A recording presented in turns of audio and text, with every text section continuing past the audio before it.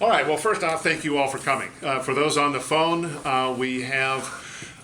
John Lynn, Bryce, and Al from PG&E. We have Scott Reynolds and myself from Wells Fargo, and Dave Carroll from Salesforce. And I'm not going to have everybody go through the phone on who's here because I put out a list so you kind of know who's here. The bottom line is we've had a number of working group meetings back in DC, one here at Salesforce,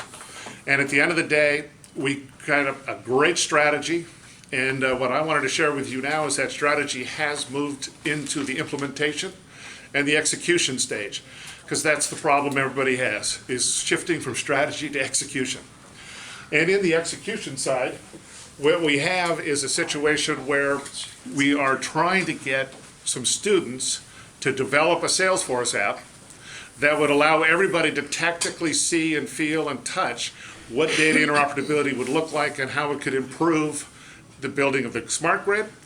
But not just the big smart grid, we're talking about a carport all the way up to a utility scale. The idea is to not only demonstrate that data interoperability helps in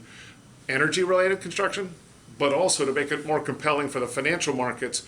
that it covers all construction of a utility scale to a road to a transportation project. And so to get that to happen, we got to bring a cat herd together. And we've been doing that, and our strategy has been laid out, but it also has been very heavily dependent on leveraging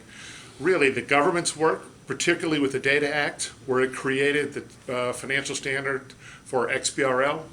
The machine learning is a huge deal in data analytics and big data, and no matter what entity you're in, you're going to be dealing with machine learning and data interoperability. And if we can find a way to create that interoperability using B2B model instead of a repository or an exchange or somebody in between, and literally allow our customer, S-Power, to send us our information, that's what we want. We do not want to have anybody in between trying to monetize the communication. So the execution part is now. We have a group of students up at Chico, but more than that, I think we've got an excellent partner in Salesforce, and I've asked Charlie and I were talking earlier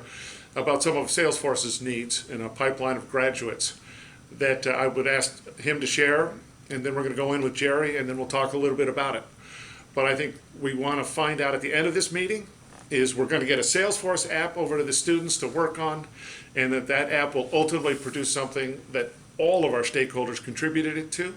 so that not only do we get a great educational experience, we got great graduates, and we've got a resource that we can put up on the Salesforce App Exchange that any stakeholder can pull down and start to engage, knowing that he's got an easy, cost-effective way to get started and 100% guarantee of compatibility. So Charlie, I'll take it over to you to kind of explain, what brings Salesforce to the table,